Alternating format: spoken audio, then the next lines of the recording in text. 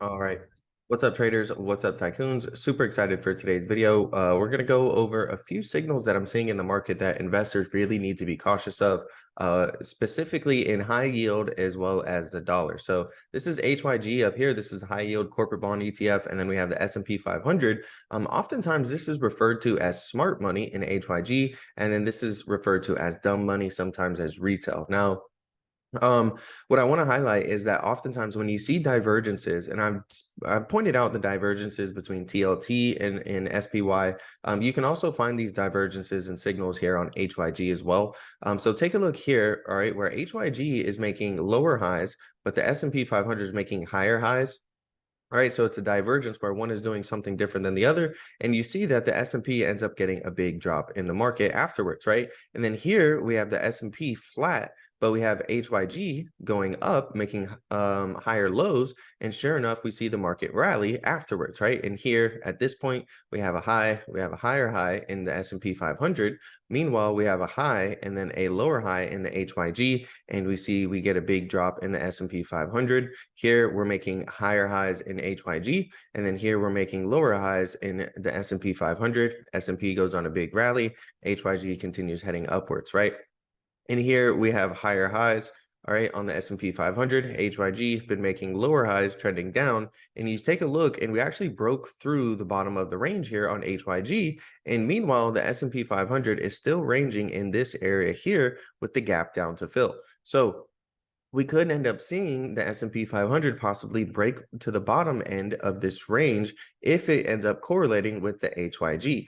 Now, of course, none of this video is going to be financial advice. The content provided in this YouTube channel is for informational and educational purposes only and is not intended to be relied upon as legal, financial, or investment advice. Myself and any individuals that appear on this YouTube channel are not registered financial advisors or brokers. Trading in stocks, bonds, commodities, crypto involve a significant risk of loss and is not suitable for all investors. So that's the first warning sign.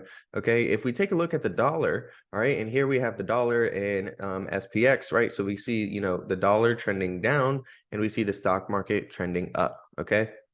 Well, take a look at what's happening here. All right. The dollar is trying to break out right now. And if the dollar breaks out and has a strong push up, then we could see, the stock market break down out of its range, right? This is a bullish buying channel here, and this is a bearish selling channel here. And, they've been basically inversely correlated, and so we need to be very cautious. Investors need to be very cautious. If the dollar starts ripping and tries to break out, we could see a breakdown in the stock market, right? That's one of the other signals really that I'm looking at. If you take a look at them all right here, okay, we can see clearly that again, the S&P 500 is just trading in this range right here. Meanwhile, high yield is breaking down out of the range, okay, which, high yield HYG could be a leading indicator for the stock market of what the stock market's going to do, right? And it's already breaking down out of the range. Meanwhile, the S&P is still trading well above in the upper half of its range.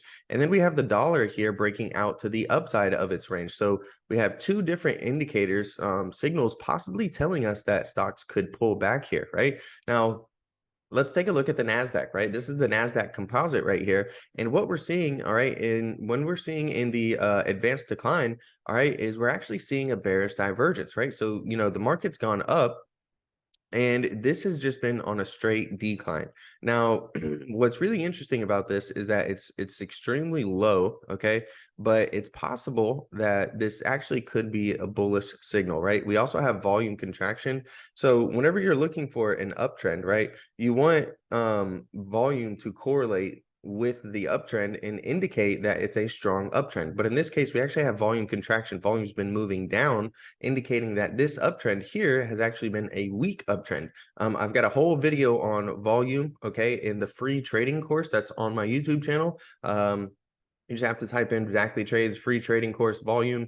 And I've got a couple of videos on volume there that will really help explain this a little bit more. But essentially, we're seeing low volume on a rally that does not support the thesis that it's a very strong uptrend. Okay. But we could see that volume come in, and we could see the advanced decline start to tick up here.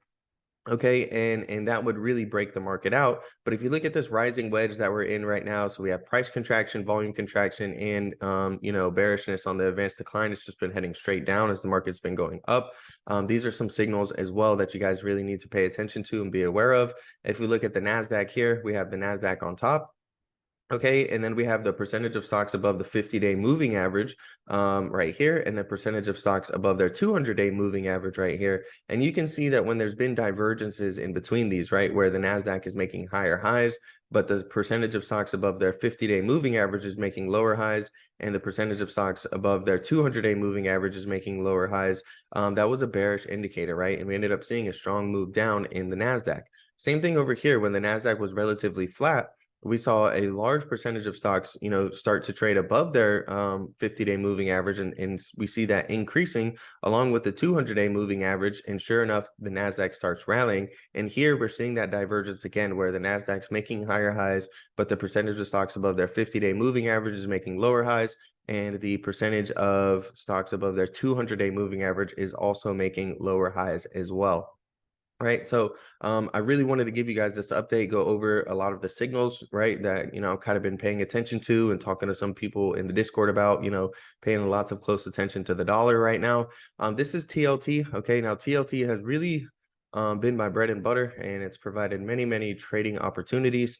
We'll go over those in a second, but right now, the big thing that I'm looking at is this overall wedge that we have here, this symmetrical triangle that you could say we have. If you take a look, we actually just broke down below it, but we closed right at the top of this trend line. So are we going to get a breakdown, retest, and push lower, or potentially could we get a look below and fail, right? So a look below and fail is significant because right now on TLT, bears essentially are presented the full opportunity to really push price lower here. Okay, take advantage of the breakdown and try to fill this gap down here to 100, maybe even the gap down here to 95.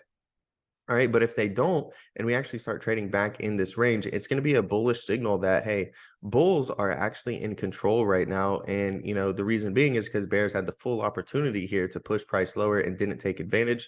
We're testing this bullish divergence trend line here that initially started the rally in TLT, where we had this low and then this lower low. We also had a double bottom here. We also had an abandoned baby chart pattern with these three candlesticks, and we saw a very strong move afterwards, right? But here we put in that low and that lower low, and we put in a low, and then we put in a higher low right here. And you can see we've been bouncing off of that trend line. The more times you test these trend lines, the weaker they get.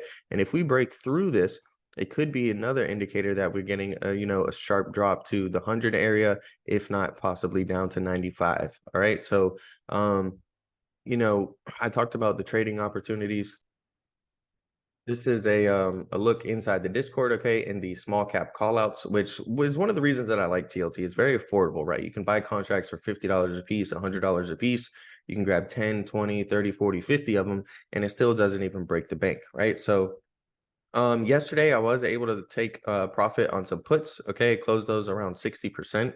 And I got into those, yeah, on the 15th. Okay. So we got into those on the 15th on Monday. I got some puts as a hedge. All right. And then I got some long options. And I was able to close the puts for 60%. I averaged down on the call options. And yesterday, they ended up closing at about like 40% profit. At the end of the day. All right, we take a look here. TLT calls. I closed those for over 120%. And I got into those. So I closed those on the 11th. When did I close into those? Or when did I get into those? I got into those on the 8th. So 3 days, holding those. All right, and I was able to get 120% on TLT. These are some quick scalps right here, 11% on TLT. TLT 12% gains right here. So not every play is going to be 100%. I just take what I get and take what the charts are giving me. TLT closed at 90%. I got into those on the 27th, okay, and then close those on the 28th at 90%. So there's really good opportunities. If you take a look here, this is where I have some puts, okay, and we can see those are nice and green as well. TLT has been something really nice for me to trade.